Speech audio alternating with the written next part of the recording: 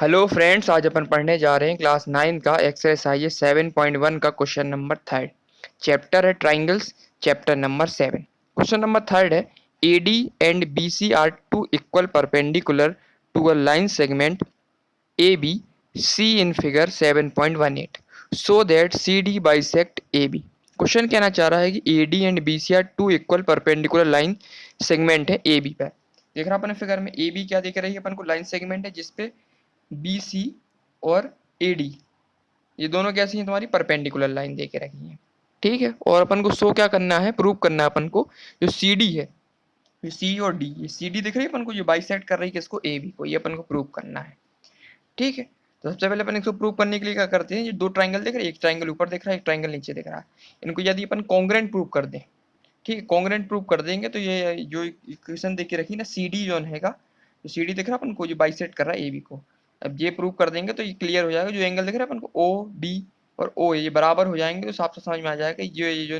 Bisector है, ये bisector देख रहे हैं ना CD, बाइसेक्टर है किसका, AB का। बाइसेक्टर क्या करता है, इक्वल पार्टों में डिवाइड करता है, ये बराबर ये हो जाएगा तो उससे क्लियरिटी हो जाएगी कि ये बाइसेक्टर है। बाइसेक्टर का ये काम होता है कि आधे हिस्सों में डिवाइड करता है, ये लेंथ बराबर दे के रखिए तो ये बाइसेक्टर माना जाएगा। ठीक है, सबसे पहले अपन कॉन्ग्रेंस के लिए ट्राइंगल ले लेते हैं, एक तो ट्राइंगल ये ले लेते हैं और दूसरा ट्राइंगल अपन ये ले लेते हैं। ठीक है, सबसे पहले ट्राइंगल हम जैसे लेंगे, कैसे लेंगे, एंड पॉइंट से, ये वाला एंड पॉइंट ले रहा है तो ये वाला एंड पॉइंट लेंगे ना, दोनों एंड पॉइंट से लेंगे। सबसे पहले लिखेंगे इन ट्राइंगल, कौन सा ट्राइंगल लेंगे, DAO एंड ट्राइंगल, अब इसका एंड पॉइंट लिए तो इसका एंड पॉइंट लेंगे, ध्यान एंड पॉइंट से लेंगे, CBO, दोनों का एंड पॉइंट लेना अपन को। ठीक है, पहले दोनों ट्राइंगल ले लिए, अब दोनों ट्राइंगल को अपन कॉन्ग्रेंट प्रूव कर देते हैं। ठीक है, सबसे पहले अपन चेक करेंगे इसमें कॉन्ग्रेंट प्रूव करने के लिए तीन चीज मिल जाए तो ये कॉन्ग्रेंट प्रूव हो जाएगा, या तो दो एंगल मिल जाए, एक साइड मिल जाए, या तीनों साइड मिल जाए, है ना। इसी के थ्रू अपन इसको क्या करेंगे, कॉन्ग्रेंट प्रूव करेंगे। सबसे पहले चेक करेंगे, ये दिख रहा अपन को, ये एंगल 1 और एंगल 2 अपन ने इनको मान लिया। ठीक है, ये दोनों एंगल कैसे दिख रहा अपन को, ये इस वाली फिगर में ये वाला एंगल 1 और एंगल 2 ये अपन को कैसे दिख रहा है, एक देखो क्या दिख रहा है, इसने क्वेश्चन में बोला कि ये वाली लाइन जो रही है ना DC बाइसेक्ट कर रही है किसको, तुम्हारे AB को। तो ये वाले जो एंगल होंगे अपने, अपन ने पढ़ा हुआ है कि अल्टरनेट वर्टिकल अपोजिट एंगल क्या होते हैं, बराबर होते हैं, जब कोई चीज बराबर हिस्सों में बांटती है ना, इंटरसेक्ट करती है इस लाइन को, तो ये वाला एंगल होगा, ये वाला एंगल क्या होंगे, दोनों क्या होंगे, बराबर हो जाएंगे। तो एंगल 1 इक्वल टू एंगल 2, ये कब हो जाएगा, किस केस में, एंगल 1 इक्वल टू एंगल 2, यानी दोनों एंगल अपन ने लेट कर लिए। तो दोनों एंगल बराबर कब होंगे, जब ये क्या होंगे, ये वर्टिकली अपोजिट एंगल होंगे, वर्टिकली अपोजिट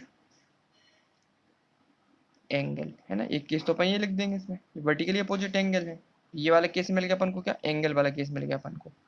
ठीक है, इसी प्रकार से अपन को क्या दिख रहा है,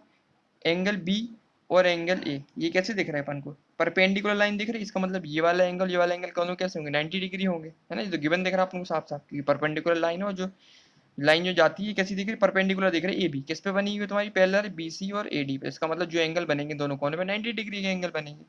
सो angle B equal to angle A equal to, ये क्या हो जाएगा अपन, angle B equal to angle कितना हो जाएगा, ये होगा अपन कितना हो जाएगा, 90 degree, each angle is 90 degree. एक और अपन को एंगल मिल गया। अब इसमें क्या चेक करेंगे अपन, तीसरी चीज, कुछ इसमें गिवन दे के रखा था,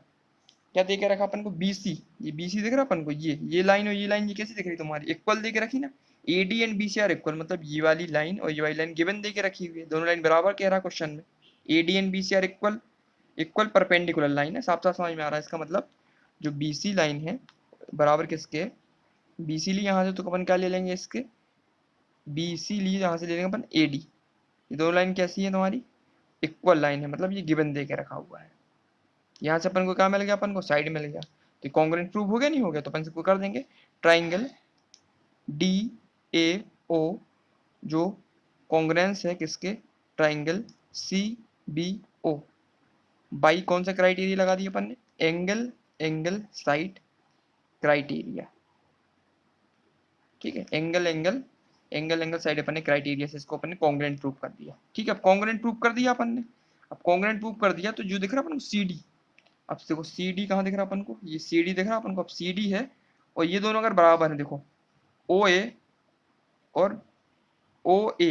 दिख रहा है अपन को, OA दिख रहा है अपन को, और यहाँ से क्या दिख रहा है, BO दिख रहा है, दोनों दोनों क्या दिख रहा है अपन को, एक ही लाइन में दिख रहा है, देखो इसके अंदर आ रहे हैं दोनों लाइन, इसके दोनों का कॉन्ग्रेंट पार्ट है, इसका मतलब